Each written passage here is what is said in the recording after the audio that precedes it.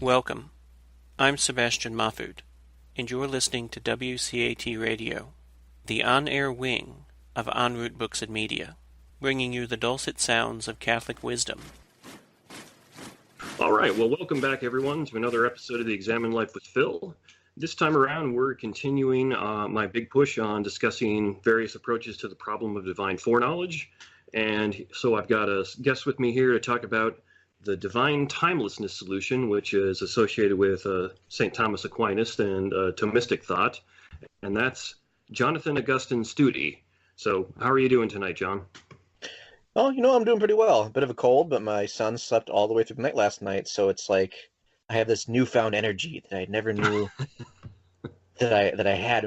I'm tapping into unexplored depths of being, which hitherto have been unexplored. I think your listeners will appreciate my wonderful mastery of the English language and rhetoric. Yeah, I can understand that. When my wife and I's daughter finally slept through the night after like 2 years, it was wonderful, and then we went and had another son who isn't sleeping through the night yet. So that maybe that wasn't the wisest thing to do as far as sleeping goes, but in other ways it was probably a good thing. So oh my gosh. Yeah. Oh, so awful. 3 years and still doesn't sleep through the night. I mean, it's sick. Yeah, it's sick. Yeah. I don't enjoy that, but I'm sure in 15 years when my kids are cool, I will enjoy that. So. Yes, exactly. When they're teenagers and sleeping to like 11 o'clock or 1 p.m. Exactly. Yeah. Oh, then I'll get up in the morning and get a bunch of work done. It'll be nice. Yes. So, John has an MA in theology from the Augustine Institute, and you are finishing a master's in theology from Holy Apostles, my alma mater. That's right? Is that correct? Yes, I'm finishing my my master's in theology master's in philosophy from Holy Apostles. I'm just writing my thesis right now. Fantastic. Finishing up on that part. Cool. Okay. Well, for anybody who's not come across you before, can you tell us a little bit about yourself? What got you interested in philosophy, theology? Why you like having discussions like this, or anything like that? Well, that's a great question, Phil. Because really, all of this came about as a result of me just kind of meandering through life, not knowing what I'm doing. Still don't know what I'm doing. Trying to figure out what I want to be when I grow up. I'm 31 years old now, and I've neither grown up nor figured out what I want to do when I grow up. So it's kind of a tough question for me to answer. But I will say that the reason why I got into theology is because I always wanted to do ministry somehow.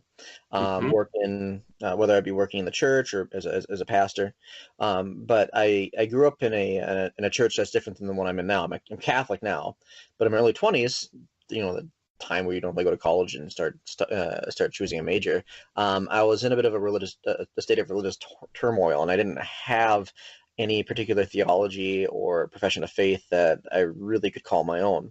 And so I, again, just kind of floundered, just kind of meandered my way through school, ended up becoming a massage therapist, which, I'll a little sidetrack conversation here. I was actually selected to be a massage therapist for the U.S. women's swim team in the 2012 Olympics. Just saying. And Bill was supposed to introduce me that way. The last time he introduced me, which was at the Minnesota Philosophical Association. What was it? That was October 2018, right? Yeah, that was just last year.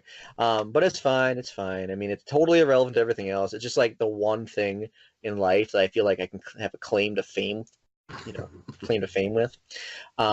But as I was studying so when I became Catholic, the possibility and the reality of having a particular theology to pursue entered back into the picture, and so I got started following a program for theology at the Augustine Institute. And in my last year at the Augustine Institute, I had taken a class on the philosophy of God and nature with Dr. Christopher Bloom. And that got me really interested in studying philosophy.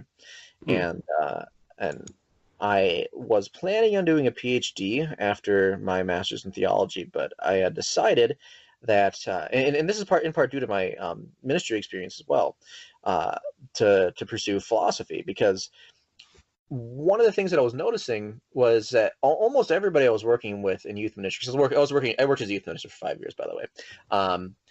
Almost everybody I was working with who had struggles with the faith, or who had questions or doubts, it was almost never about things like, how can we know that Christ really is priest, prophet, and king? Or, John, can you tell me about how the role of covenant plays into the significance of the Passover? It's like none of those things are particularly relevant. They're all to the problems that people are facing today, and that's my primary mission, is helping win souls for the kingdom of God, and also helping to bring people just simply into right thinking. And what I was finding is that for the most part, it's the preambles of the faith that people are struggling with. How do we know that God exists? How can we demonstrate the particular truths of the Catholic faith without relying on the Bible? What about gay marriage? What about abortion? What about transgender issues? All these different things, and the demand is always to make a case for the Catholic faith without actually referring to theology proper. And so for me, what that meant is that I had to, if I was going to be an effective theologian and an effective evangelist, and especially in defending and articulating positions of the faith from an intellectual point of view, I had to study philosophy more deeply than theology, because that way not only would I understand the Church's teachings better, because if studying St. Thomas Aquinas, even though technically St. Thomas Aquinas isn't the official church theologian, he's the official church theologian, but don't tell anybody I told you.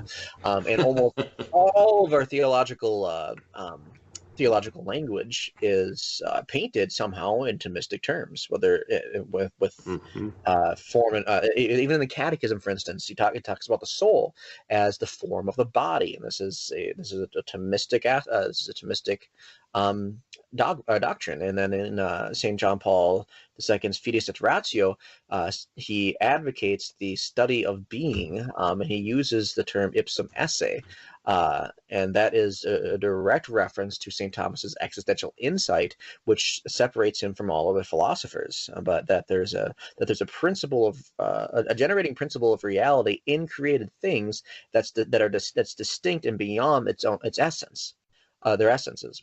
And so you see throughout all Catholic theology that St. Thomas has basically invaded everything and elevated it with the clarity of an angel.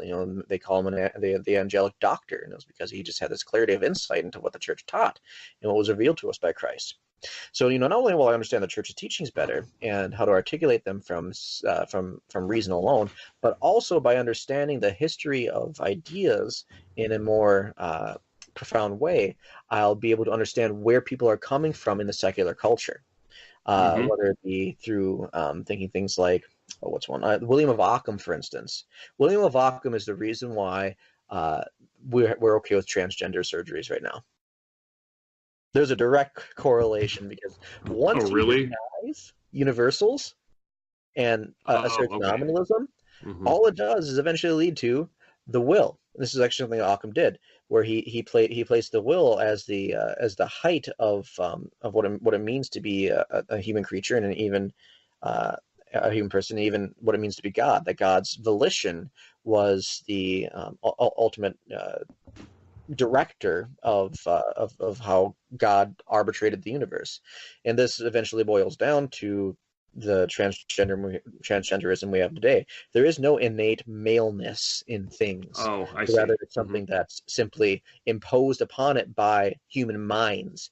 And so if we are the ones in the sources of, if we are the sources of the natures, because there's also this denial of God through other reasons here, but if we're the sources of the natures of things, then we can determine those. And ultimately, if something is standing in the way of our will, then we can change it. If we can change it, we will. we'll do so. Yeah, okay. Fulfilling our own will is what's going to, and our own desires is essentially what's going to bring about the happiness that we crave.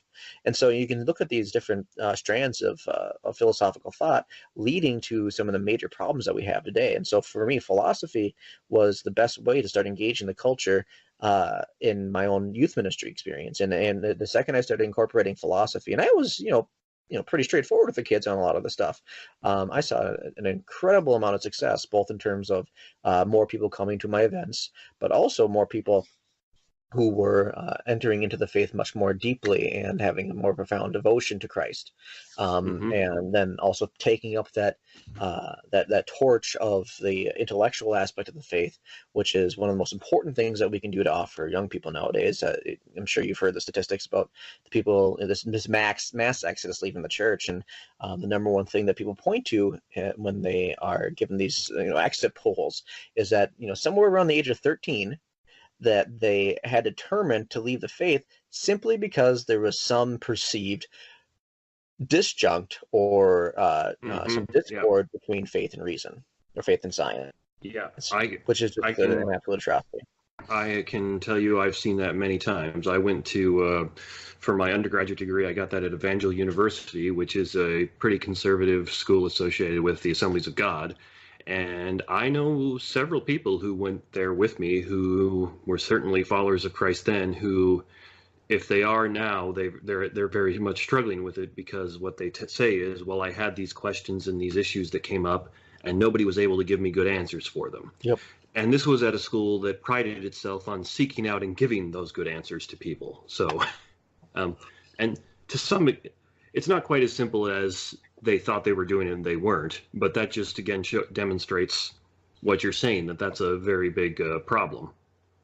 Huge problem. And I've seen, well, I mean, just working in the Catholic Church too, again, we have failed. The Catholic Church has failed so miserably to hand on the faith, both in a way that's faithful to the church's teachings, but also in a way that's faithful to the church's intellectual heritage. There was I had two incidents my last year in youth ministry where some kids had asked the religious ed teacher at the school, middle school, how do you know God exists? The first one, she just completely blew off the question. The second time around, she answered something along the lines of, like a beautiful sunset, or when you hold a baby, or in springtime when the flowers come in full bloom, that's God. I was like, shut up, you woman. Leave, be gone, you demon of, what I don't know, anti-intellectualism. And by shut up, you woman, I don't mean like, qua woman. I meant her specifically, by the way. So I have no problem exactly. I get that. But in any case, it's just been absolutely, and that's the normal story. And I'm sorry, I'm going to rant on this for 2 more seconds, I promise. As normal stories, I've heard countless stories about individuals who have gone through religious education when they were younger, and all they remember is playing basketball, watching a movie, making a banner, and learning more about Buddhism than about Christianity, and being told that we should just be nice to each other. This is crap. I mean, yes, we should generally be kind to each other, not nice. Nice is actually derives from the same root as naivety. There's a certain amount of stupidity for somebody who's nice, because you're amicable and easy to go along with, but you're useless. It's kind of the idea. Whereas kindness has the idea of actually doing something good for somebody. Yeah, I don't want to ever be described as nice. I'd rather be described as kind, because as you're saying, a nice person is just always going to be agreeable, even if it's not good for anybody or themselves. Where a kind person, well, maybe they're probably always going to be polite to you, but sometimes they're going to be rough if that's what's appropriate, because it's very kind for me to grab a kid out of the street and do it roughly if a car is about to hit them. Now, that's maybe not the nice thing to do, but it's the kind and right thing to do. And you can apply that to all kinds of other things. Sometimes people will get mad at me because I'll tell them things they don't want to hear because I think I'm telling them what's true. And I've been told I should be a bit more nice, and I'm kind of like, well, I'm going to be polite with you, and if I'm not being polite, I'll repent of that and take my licks. But if all you're getting upset with is for me is because I'm telling you the truth, then no, I'm I'm never going to apologize for telling you what I think is true, because that's what's best for you. Yes, it's what's best for you too. Yeah, it's what's best for and so, everyone. like, you're acting in your own best interest when you're telling the truth. I mean, why would you restrain you of that? To kind of riff off of what you were saying with being nice is like the last bastion for if you want to say something positive about somebody, but you really just can't find something. At least they're nice. What does that mean? Well, they're useless. They're kind of incompetent. They're late all the time. But at least they're nice to you. Try to be cordial. Yeah. Anyway, I agree with you. Yeah, it's expressing the truth is the best thing you can do for somebody else, and for yourself. You can just make the decision not to be a complete jerk about it. And I think that's where the virtue comes in when you're giving when you're expressing a certain kind of truth. What is it? St. Peter says, "Speak the truth." No, that's not speak the truth. Oh, he says, "Be on guard, stand true to the faith." No, that's Paul. Hold on. Oh, always have a reason for the hope that is in you, but speak it in gentleness and humility. And I think that's where I did a whole podcast episode on how to do that with a philosopher from Colorado named Sarah Geis a couple of months ago. Hey, I know her. She talks about how you speak the truth in love. Yeah, we had a great time. Sharp philosopher. Really enjoyed having her on the podcast. I took notes here. I do feel the need to get, when you were talking about William of Ockham and nominalism, for people who aren't familiar with that, that's a call back to the problem of universals.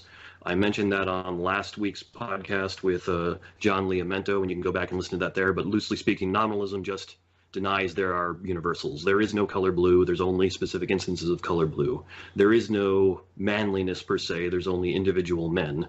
And so for people Anybody who aren't who said that hasn't met me. Yeah. For people who aren't as well versed in the philosophy as John and I, that's what he's referring there, and you can go look it up if you want more on that. So,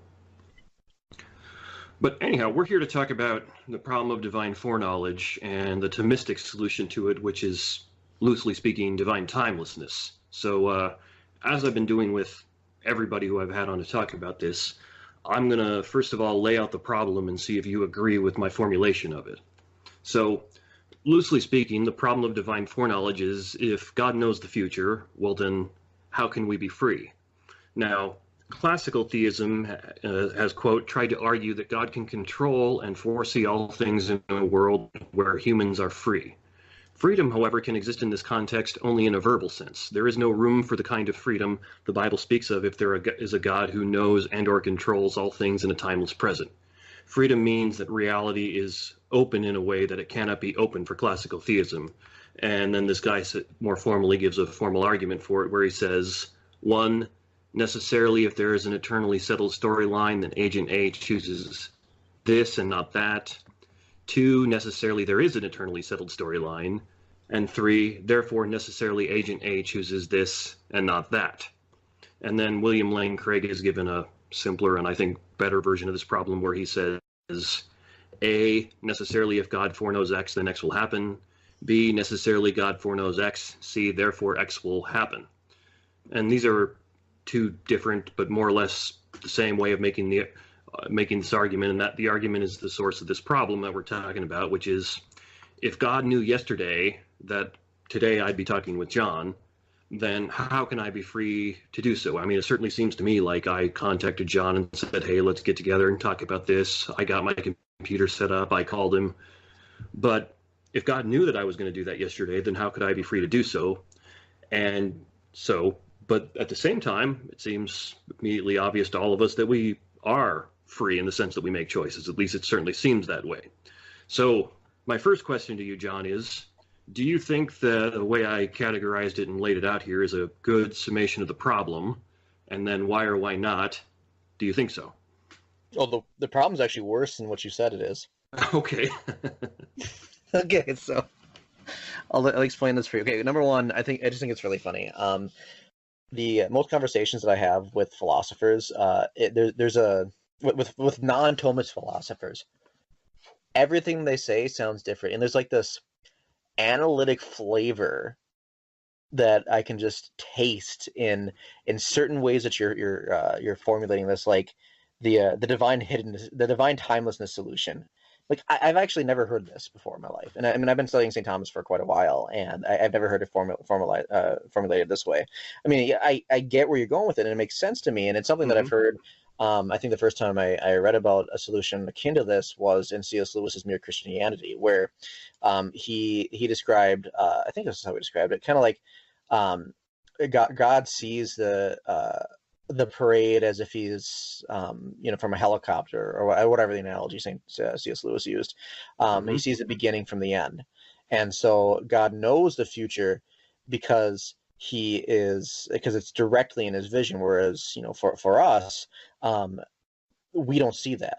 We only have these particular transient moments of time and experience that gives us the knowledge that we have, and then we can reflect on our own past encounters with people's personalities, with situations, with events in world history, and then make predictions. But it's always going to have some at least some degree of fallibility, because we do not simply know what the future holds, short of some sort of infused knowledge from God, which is something that's entirely miraculous. Like a prophecy or something, you mean? Yeah. Like a prophecy, yes, exactly. Whereas the solution that it sounds like you're referring to here, divine timelessness, says that, well, God sees everything, or God is, because God is timeless, and I don't even like that. I don't like that term. That's weird. There's something about that bothers me. I think it's better to say eternal, because eternity and timelessness. That'd be an interesting conversation to have. But I think I like eternity better, because timelessness, it simply implies the lack of succession, a principle, a principle, and a terminus. And now that could be applied to one of two things. That could either be applied to God. Yes, God is timeless. There's no beginning and end for God. But it could also be applied to nothingness, to non-being, because for something that doesn't exist, there's no beginning, nor is there an end. And so I think that perhaps a little bit imprecise. You can't have a sequence, yeah. Yeah, you can't have a sequence if there's nothing. And so I think that eternity for me makes a bit more sense, because eternity is the... See, how do I want to say this for our listeners? I'm not sure where your listeners are at in terms of their own studies here, but the way that I've always described this for my youth, I think I mentioned being youth minister, was that for God, all of time is bound up in a compact present. Mm-hmm. This infinitely perfect reality that is now for him. And so the reason why God knows, if you want to call it just simple knowledge, reason why God knows what's going to happen to me 20 years from now, and what happened to me 20 years ago, and then what's happened to me now, is because God is here present with me for all eternity. He's here present with future John for all eternity, and he's here present with past John for all eternity, who was, how old was I? I was 11 years old 20 years ago. Holy crap, Phil. Wow, I'm getting old, dude. This is weird.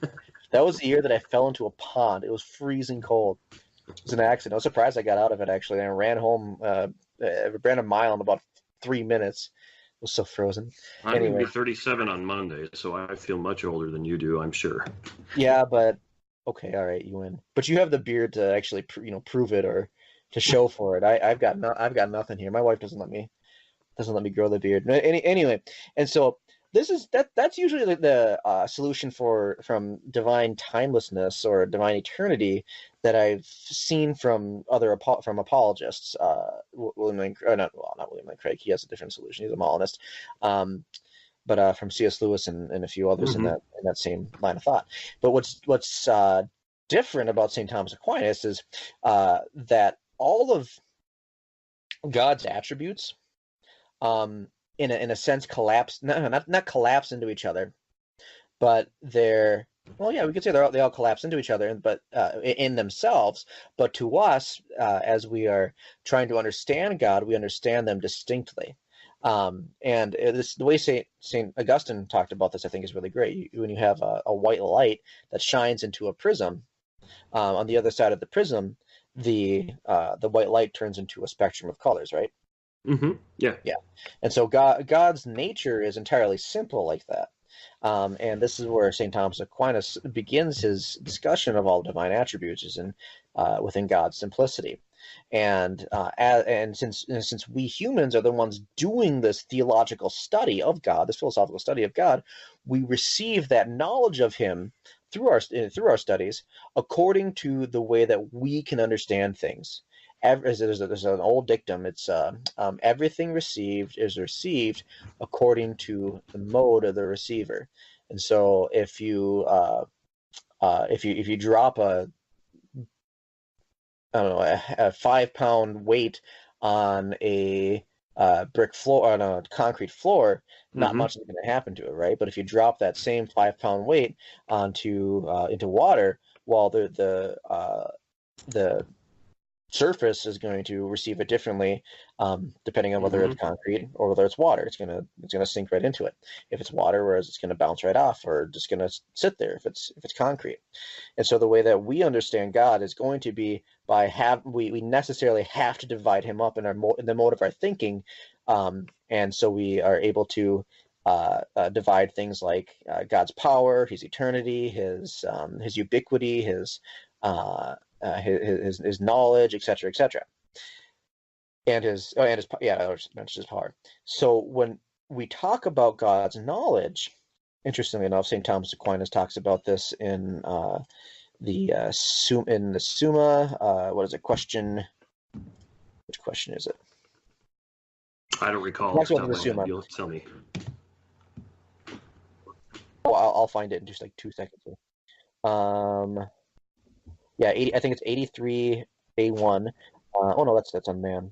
Well, anyway, I'm just gonna skip over the exact quotation because I'm horrible at this. That's no problem.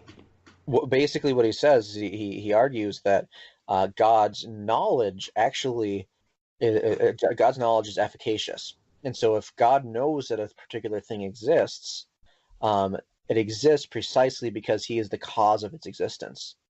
And in this way, He actually knows created things better than if say those created things are intelligent. He knows those created things better than those created things know themselves. In the same way, we come to discover human nature. We probe it. We investigate. But as an inventor of like a computer, I know that computer inside and out. Why? Because its very being, its very essence is located within me, located within my idea of it. And so God actually knows creatures better than they know themselves, and is ultimately more intimate with those creatures than they are with themselves. And so what I was saying before is that the problem of divine foreknowledge for a Thomist seems much worse off than it is for somebody who doesn't hold to the same kind of divine simplicity that you find in Thomism, because God's knowledge also implies that God causes what He knows. See, that's I guess I want to question you about that a little more, because that seems to run contrary to the common way we come across knowledge, because the fact that I know my wife well enough to know that she really likes finishing shows, so if she's going to watch a show, she's almost certainly going to finish it. My knowledge of her doesn't cause that. At least it certainly doesn't seem that way. Rather, it's more that she caused my knowledge of that. So why, in the case of God, do you kind of want to reverse that and say His knowledge is what causes things, rather than it being the other way around, where His knowledge is caused by, say, I really love coffee. And so God knows I'm going to get a cup of coffee pretty much every day, absent something preventing me from doing that. So why would you then want to say God's knowledge causes me to like the coffee and want to get it every day instead of the other way around? Well, let's quickly read St. Thomas's answer to that, and it's relatively short, so it shouldn't take too long here. But this is from question 14, Article 8 of the Summa, where St. Thomas says this, and this is the main body of his article. So he just basically offers a paragraph summary of his argument, and he says, "The knowledge of God is a cause of things, for the knowledge of God is to creatures what the knowledge of the artificer, so the artist or the builder or whatever, is to things made by his art. Now, the knowledge of the artificer is the cause of the things made by his art from the fact that the artificer works by his intellect. Hence, the form of the intellect must be the principle of action, as heat is the principle of heating. Nevertheless, we must observe that a natural form, being a form that remains in that to which it gives existence, denotes a principle of action only as it has an inclination to an effect. And otherwise, intelligible form does not denote a principle of action, insofar as it resides in the one who understands, unless there is added to it the inclination to an effect, which inclination is through the will. For since the intelligible form has a relation to opposite things, inasmuch as the same knowledge relates to opposites, it would not produce a determinate effect unless it were determined to one thing by an appetite, as the philosopher says in Metaphysics 9. Now it is manifest that God causes things by his intellect, since his being is his active understanding, and hence his knowledge must be the cause of things, insofar as his will is joined to it. Hence the knowledge of God as the cause of things is usually called the knowledge of approbation. Now, are you more or less confused after that? I was going to say, for people who aren't used to reading Aquinas's writings and things like that, why don't you put that in a little bit more layman's terms? All right, so let's say, so I've been doing martial arts for a long time. Very long time. 17 years, I think. How old am I? 31. I started when I was 15. Does that match? 16 years, depending on when you started it, which year, when you started when you were 15 and how close you are to being 32 now. You know, I'm a theologian and a philosopher, and as a philosopher, my main problem is of the one of the many, and as a theologian, the central mystery of the faith is the Trinity. So is God one? Is he three? Numbers for me just out the window. Horrible joke. You may all feel free to send me hate mail later at jstudie@holyapostles.edu. But the way, where was I going? Oh yeah. Anyway, so the analogy that I like to use with this is, martial arts. If you get into a fight and you don't have training, well, even if you do have training, if you get into a really scary situation, one of three things happens. When adrenaline glands kick in, they start, pumping your body full of this new substance. We all get this. We get the tunnel vision. Your hearing kind of blurs out, and sometimes, if you're really lucky, you actually feel like you get transported out of your body and start seeing things from a third person point of view. Really weird, but it's a documented effect. But in any case, you fall into one of three states: fight, flight, or flee. Or sorry, fight, flee, or freeze. So you hit one of those three things. Now, ultimately, when we're in a stressful situation like that, the adrenaline is supposed to be helping us figure out, or helping us motivate our actions in such a way so that we can survive whatever's going on. And for somebody who has done a lot of good training, their ability to choose the right thing at the right time is better, typically speaking, than somebody who is not trained. And the reason for this is that they have more closely aligned their intellect, what they know, with their will, and are able to also, by tons of practice, able to keep a cool head in those situations. So they know what they need to do, and there's a lot less, if somebody throws a punch at me. Did this just the other day. I was teaching somebody I was working with somebody on blocking punches, and they were at first throwing just jab crosses, and I was just doing my normal little blocks. And then suddenly they threw a hook punch, and without thinking about it, or rather without deliberating about it, my will is not to get punched in the head, and my knowledge of how to deflect such a punch took over, and I tucked my hand to the back of my head and let my elbow take the impact. You have the muscle memory that just sees that coming, and you don't even have to think, oh, here's what I'm going to do. Right, and so by my training, I've been able to unite my intellect and my will, my knowledge of the best and most appropriate ways to respond in those kind of situations, to how I will now choose to take action in those situations. And so now with God, you see something of the same principle, that the more closely united an intellect is to that the intellect is united to the will, the more immediate the effects come about. And so in the same way that I, through my training, have been able to unite my will and my intellect, God, and therefore I don't have to deliberate, or I don't have to go through the process of whether or not I want to take an action. God, because he has the perfect unity of his intellect through his being, intellect and will through his simplicity of his being, when he knows something to be in existent, he also wills that thing to be in existent. You understand what I'm saying? Because there's no gap between his intellect and his will in Ray in itself, but it's only a division that we make upon it when we are looking at it from the outside as creatures. So I think what I'm trying to, if I'm following you correctly here, you're saying that due to the doctrine of divine simplicity that you hold to, and pretty much as far as I can understand, every Thomistic person would hold to, what you're saying is the usual distinction that we would make when you're in your example where we'd say, oh, that's your muscle memory, and that's how we'd explain what's going on when you blocked that punch. Sure. That distinction doesn't exist in God.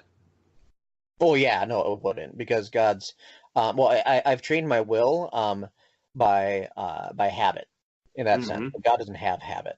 God has act. He just has things by the power of his being.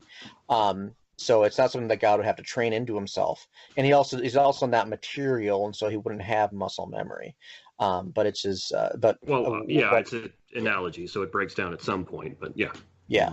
So the analogy is essentially that, my training has united my intellect and my will, and by will I talk about the deliberative way of taking particular action. And interestingly enough, I am conscious of the decision that I make, but the reaction that I have is something that I have willfully chosen, I guess kind of in the past, by my training, whether or not I should slip the punch, or whether I should block it or deflect it somehow. And that's based on how I've learned to react in certain situations. So but yes. So the relation is that because he's simple, his intellect and his will don't actually have are not actually distinct, and so when he knows a thing to be, he also wills it to be. Okay, I get that, but what I'm having a hard time seeing is then how that relates to the problem of divine foreknowledge, because that's going on with God then. But then how does that tie into the problem or apparent problem that God knew we were going to have this conversation 2,000 years ago, therefore we weren't free to have it or not have it? Okay, so then the issue would be is that, and again, we are speaking metaphorically, or we're speaking in terms of our own limitation here, is that God, we wouldn't actually properly say God knew what we were going to do 2,000 years ago, because 2,000 years ago isn't really a relevant thing for God, qua God. But what we can say is that God knew before, because on our perspective, we can say that God pre-knew or had a foreknowledge, or predestined this conversation, and that in all eternity, and we can say that from temporal's perspective, because again, everything received is received according to the mode of the receiver. And so when we examine, or we think about how God knows our actions, past, present, and future, we think about it necessarily in terms of past and present and future, between principle and terminus and intermediary states. But God, it's all present at once, one instant, one eternal present is what what God has, and in that he sees all of salvation history, all of creation.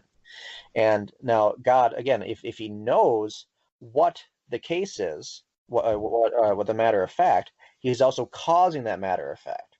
And so everything from the choices that we make, making breakfast, choosing or choosing who we are going to marry, lifting our left hand as opposed to our right hand, God is actually the primary cause behind all of that, and that without His influx of causal power, we wouldn't be making those choices at all. And so the reason why the problem of divine simplicity can seem worse for a Thomist the doctrine of foreknowledge and free will is worse for Thomist because of the doctrine of simplicity, and how it requires that if God knows the future, speaking metaphorically here, he's also causing the future by necessity. Does that make more sense? Does that help? Yeah. I think I get what you're saying. If I understood you right, what you're saying is, well, it's kind of like it appears to be a problem to you and I because we are within time. So from our perspective, we look at it and say, God knew we were going to have this conversation 2,000 years ago. But if you could, in a certain sense, look at it from God's perspective, you would then not see the problem because he's not, how can I put this? He's not bound in the same way that you and I are. Am I more or less where you're going? Am I following you? It wouldn't be a problem of temporal succession for him. Exactly. But the problem that I'm looking at here is that God, since He is the first mover of all things, including you nodding your head, you shaking your head, whatever it is, that He's the cause. And so, in a way, what that makes it seem as if that God is like a grand puppet master, and he's forcing us to do X, Y, and Z, and then that removes our free will. Oh, it's an extreme form of determinism then, yeah. Yeah, it sounds like an extreme form of determinism. Or it sounds that way. That sounds even more deterministic than the Reformed or Calvinistic perspective that I talked with Tim Carter about a while back. At least on the face of it, it does. Now, I'm sure you're going to go on and tell me that, no, it's actually not that way as we talk about it more, though, right? Oh, of course I am. Thomism, it has this ability to take you down roads that you didn't even know were paved. And I think this is one of the big areas where you'll see that. And now I'll note that some things. Okay, so I had somebody not long ago ask me to break down the dispute between Father Joseph Owens and Father John Whipple on St. Thomas Aquinas and the real distinction between being and essence, but do so in such a way that I will explain it like he's stupid. And the thing I told him, like, there's no such thing as it explained this to me like I'm stupid on this. Some things in philosophy are genuinely very difficult, particularly when we're reaching into metaphysics and natural theology, because we're going beyond the normal means of knowing that we have. One of the reasons why the scientific method has been so reliable and so effective is because humans we know things first through our senses, and so those things which are sensed and the mathematical probabilities that we can abstract from them are just so evident and clear to us. Even on the math side of things, like, it's really difficult. But when it comes to things like the distinction between being and essence or God's knowledge, that is so far removed from our sense knowledge that we have to honestly and oftentimes come into a habitual way of thinking, because it forces us to stop using sense imagery to think about certain things, but understand the terms. And so it can get difficult. And this is going to be one of those things that's a little bit difficult, but I'll try to see if I can walk us through it a little bit. It's extremely difficult to even give a proper definition of things like being and essence. I'm not saying it can't be done, but it's extremely difficult. In fact, one of the things I really liked about Aristotle is he tends to define those things by negation, where he'd say, well, strip everything away that's not, and whatever's left, that's what essence is, that's what being is, that's what substance is,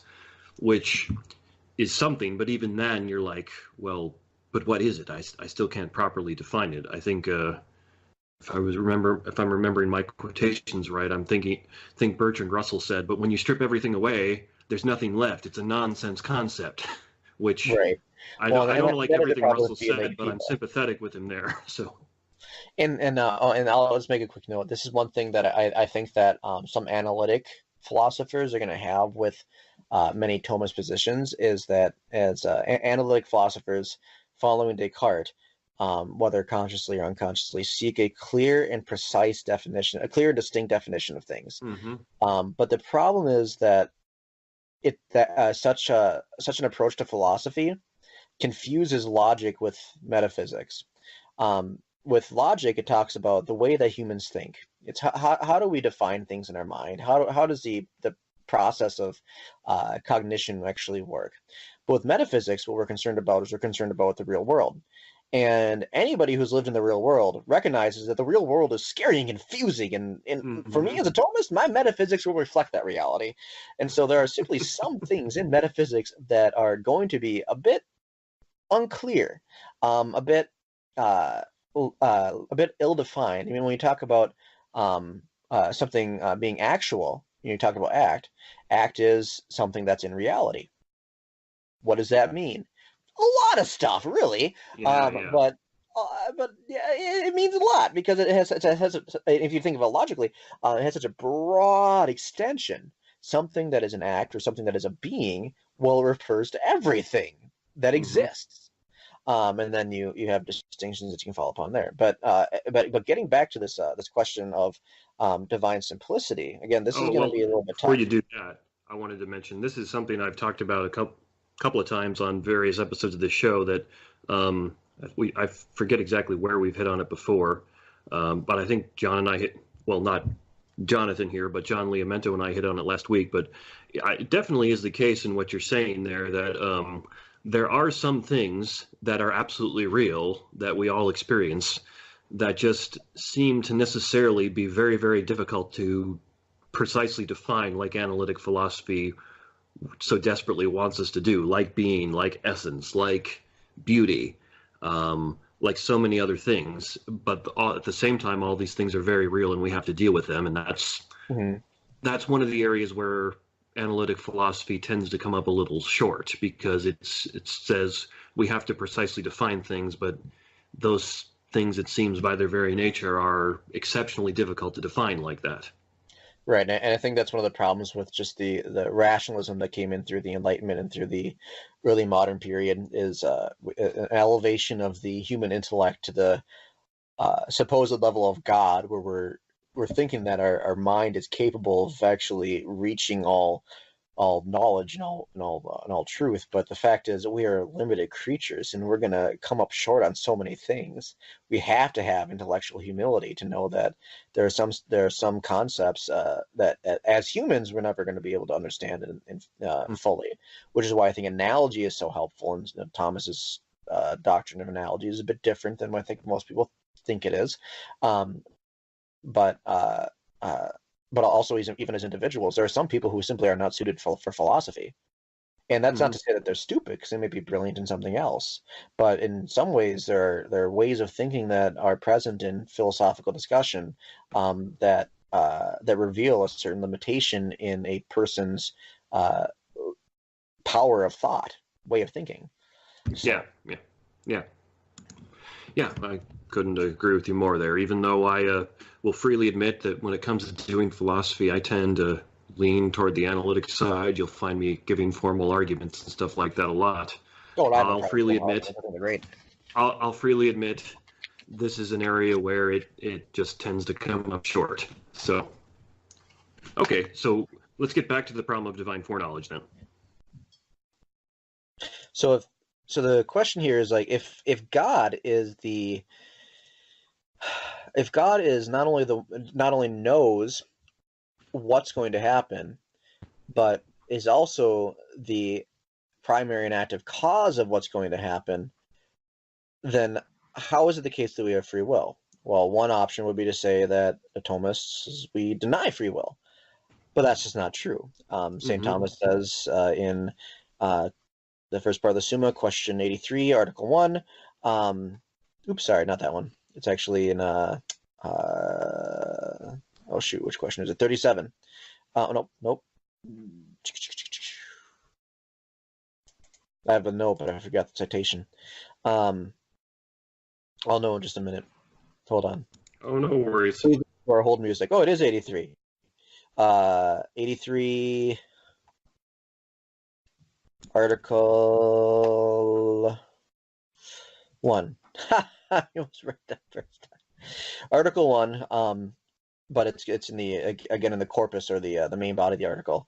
St. Thomas says, I answer that man has free will. Otherwise, counsels, exhortations, commands, prohibitions, rewards, and punishments would be in vain.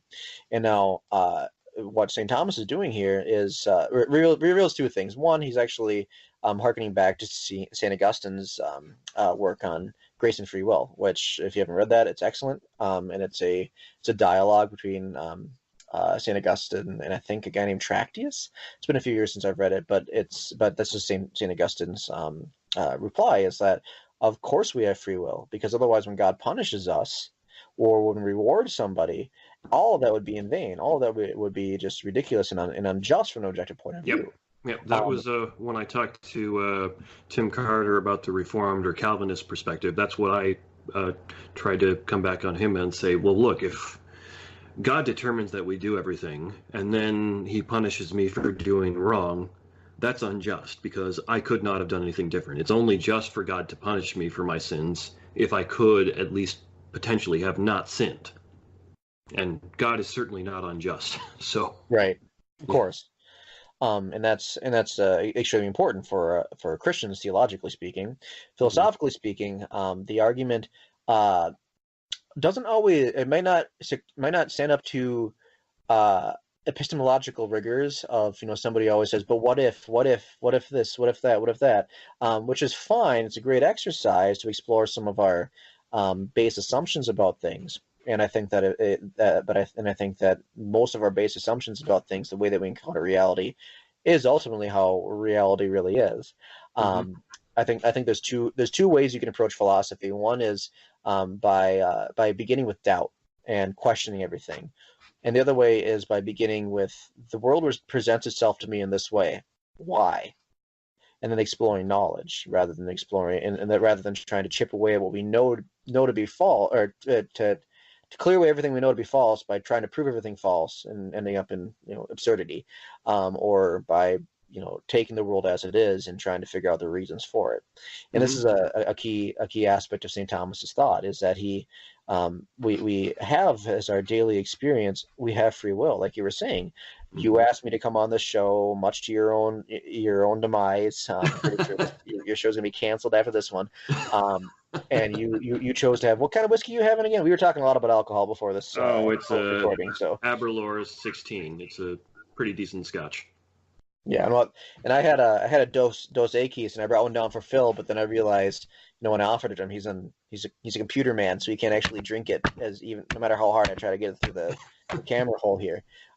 So I just ended up having 2 Dos Equis. But you had one for me. Good deal. Well, yeah, I had one for you, in your honor, to you. Exactly. Yeah. But in all those cases, we experience that I made that choice, and St. Thomas generally accepts these kind of realities that we encounter, and he sees this as the case that we have this vast experience that we us, it's just as real as encountering the physical world.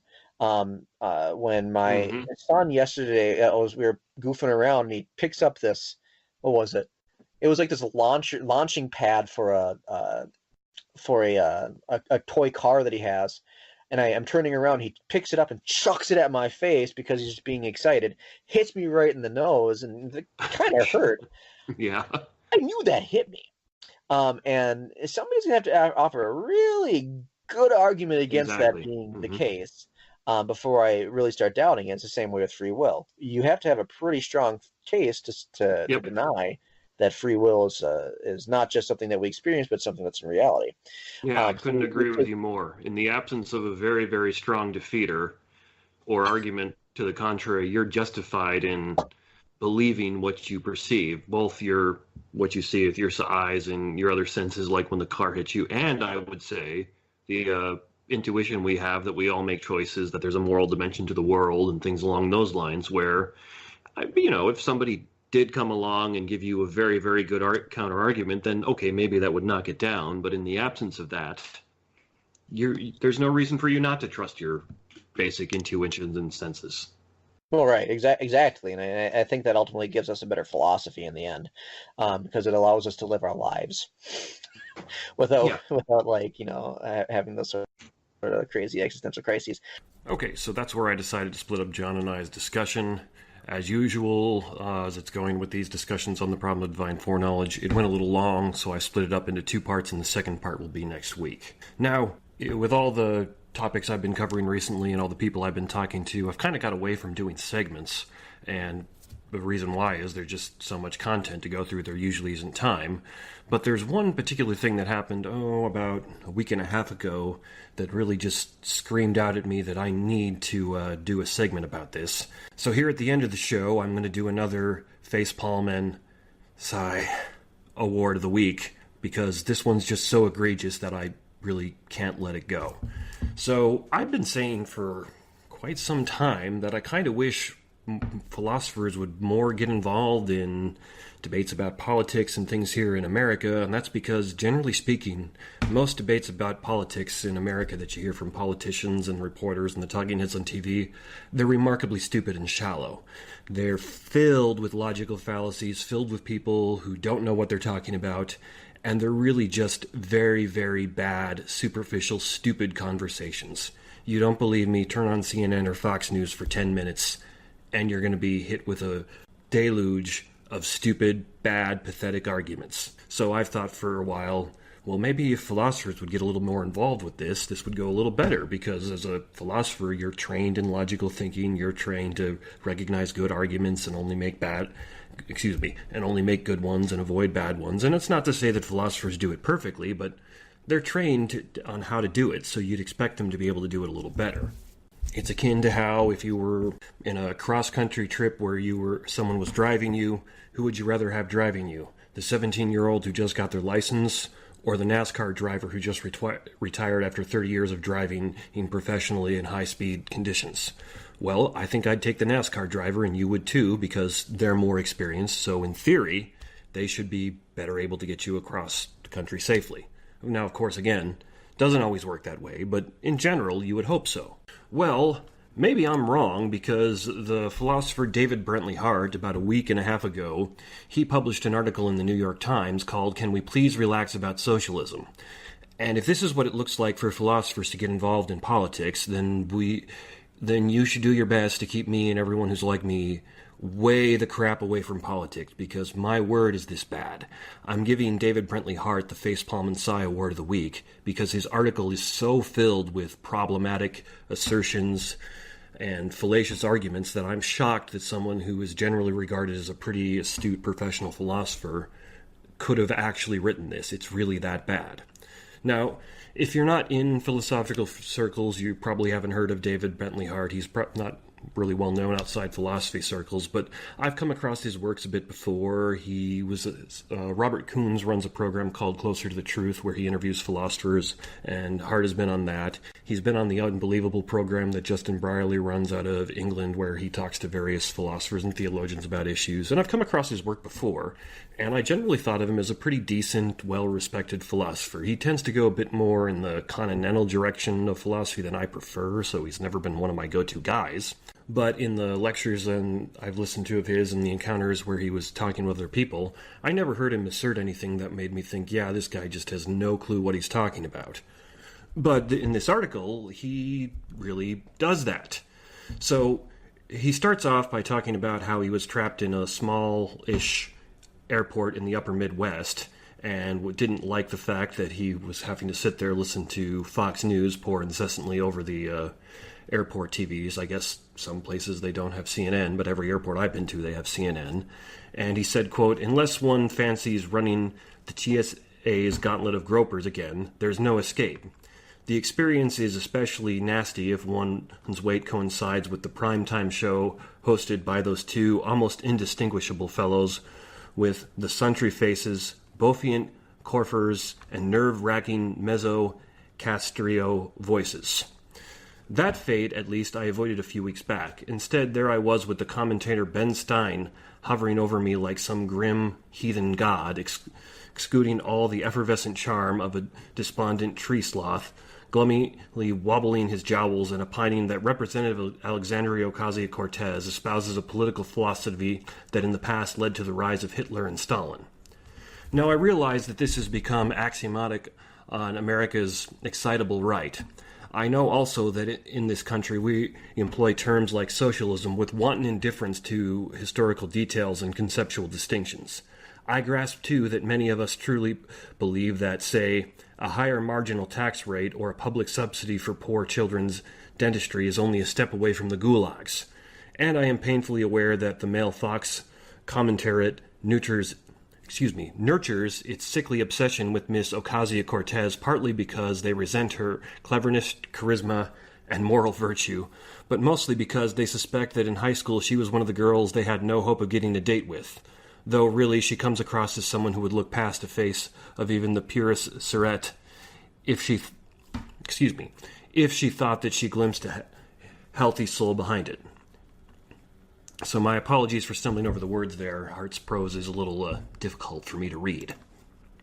Now, he goes on to say that the only escape he would have had would be to run back through the TSA grope machine, and he laments that Republicans are saying that, quote, military kleptocracy like Venezuela is a socialist country because Venezuela lies about itself, and so on and so forth.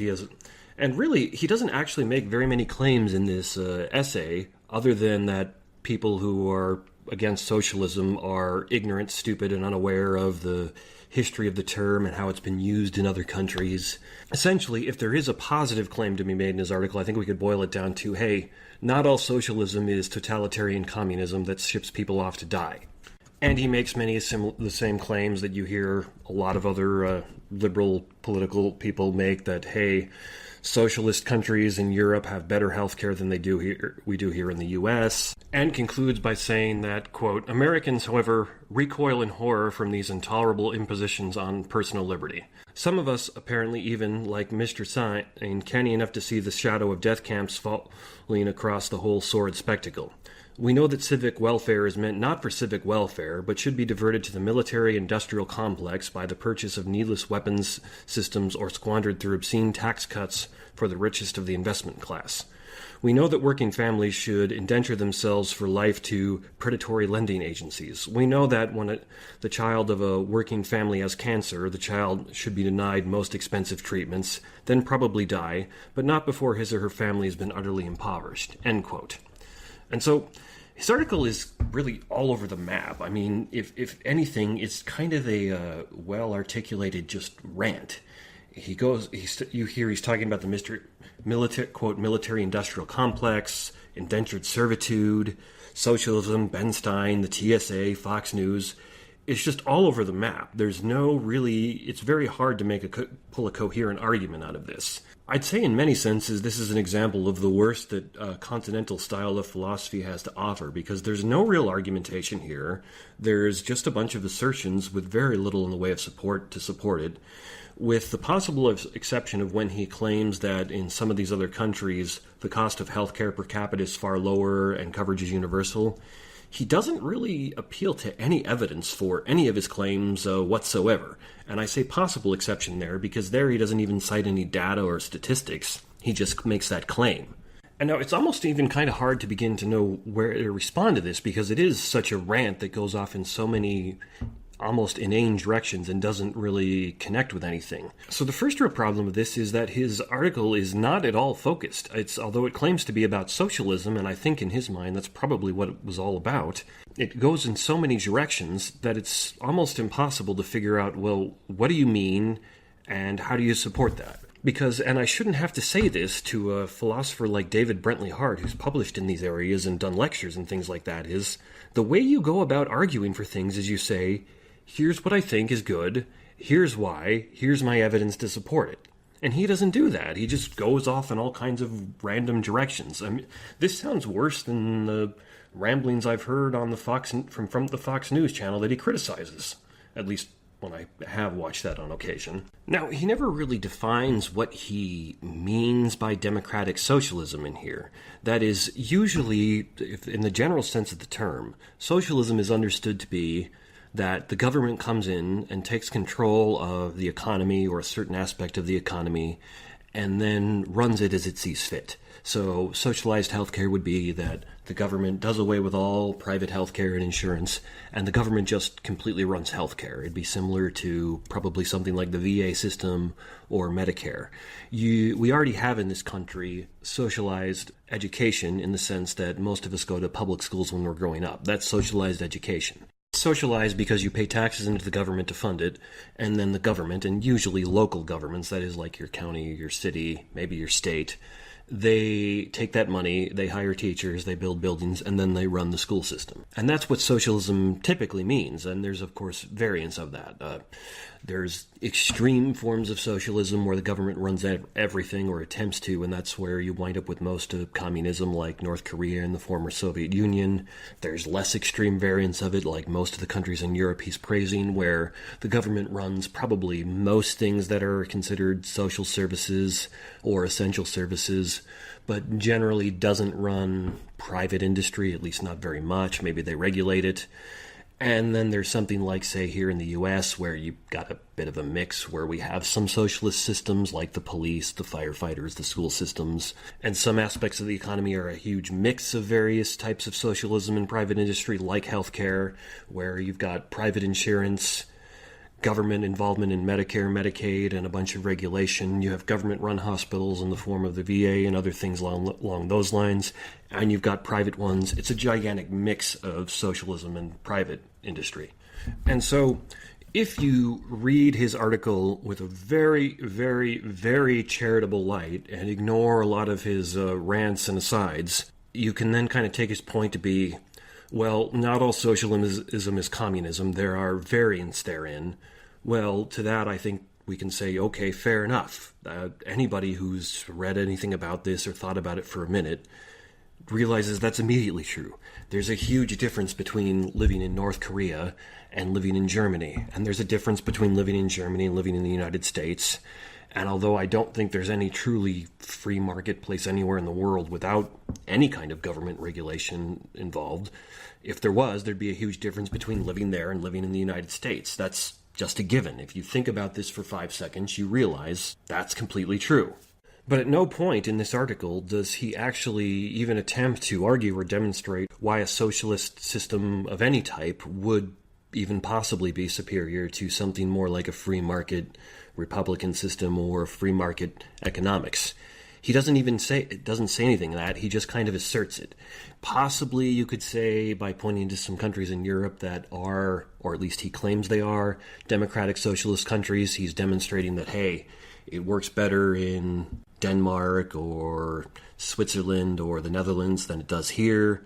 Therefore, we should look to what they're doing. You could maybe say that, but the problem is he doesn't really say that. He just says, hey, they're doing it better. Really, if he's going to make an argument like that, that just shows he's incredibly unaware of what the anti-socialist arguments people are making are, which is typically that, hey, maybe it works well for them in the Netherlands and Switzerland and Denmark, but the Netherlands, Switzerland, and Denmark are not the United States. The United States is a much bigger country. We have a much more diverse population, not just in terms of ethnicity, but in terms of how and where people live. It is not at all anywhere close to the same thing to live in southern Mississippi as it is to live in Seattle.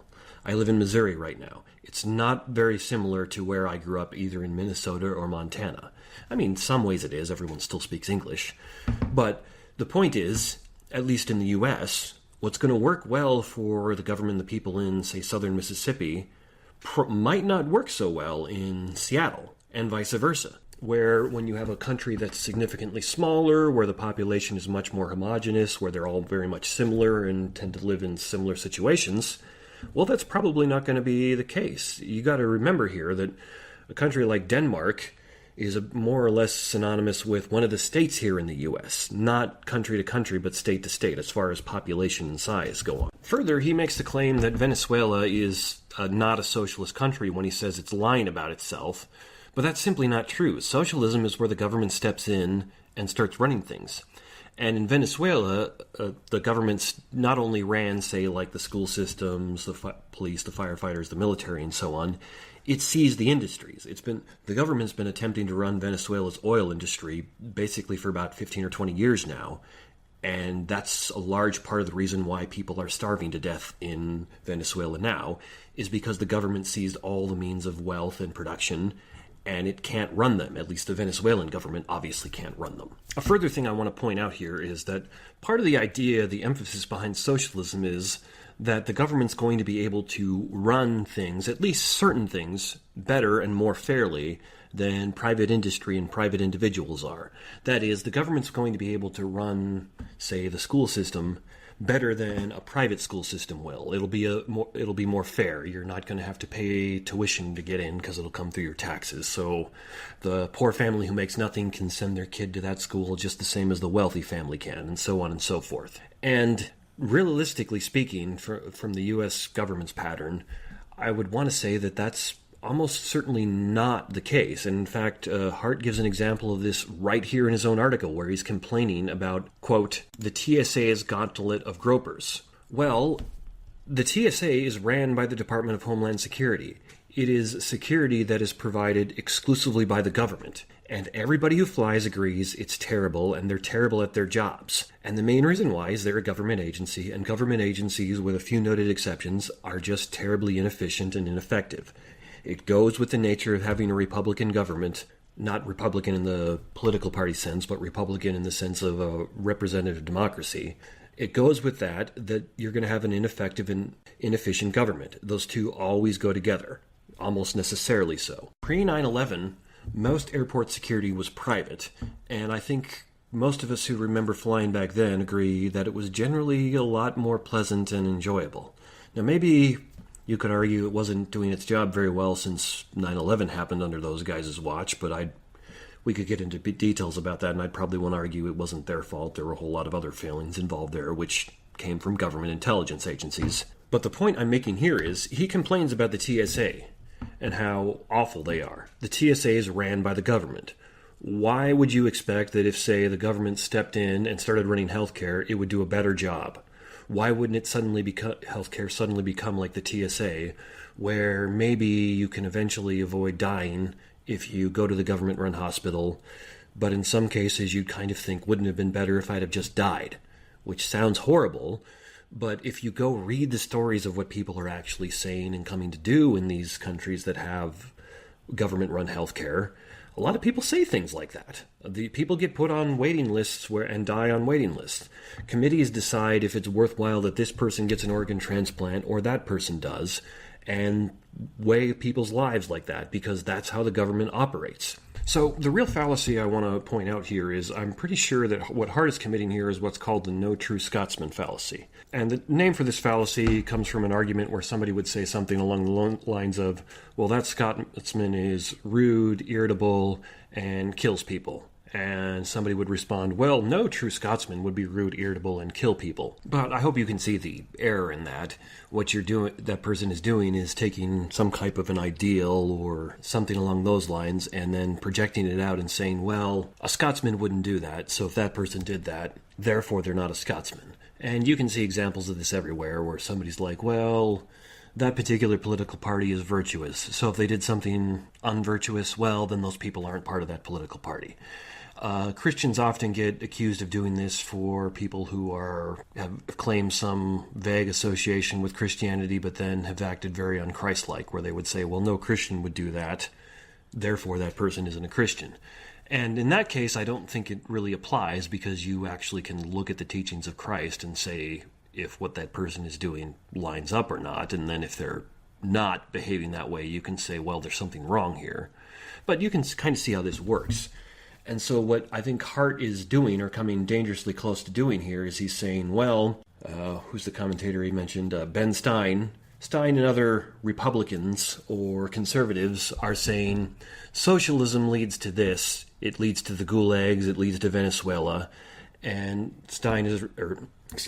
and Hart is responding, no, true socialism doesn't do that. Therefore, what you're when you point at Venezuela or the Soviet Union, that's not socialism. And that's the no true Scotsman's fallacy, because the Soviet Union was called the Socialist Republic. The Nazis were called the Socialist Party. Venezuela claims to be a socialist state. North Korea claims to be a socialist state. And if you define socialism in the definition that everybody has agreed to, at least until Hart came out with this article, that it means the government's running things, they've all been socialist states. And again, I'll grant you and Hart that there's degrees in that.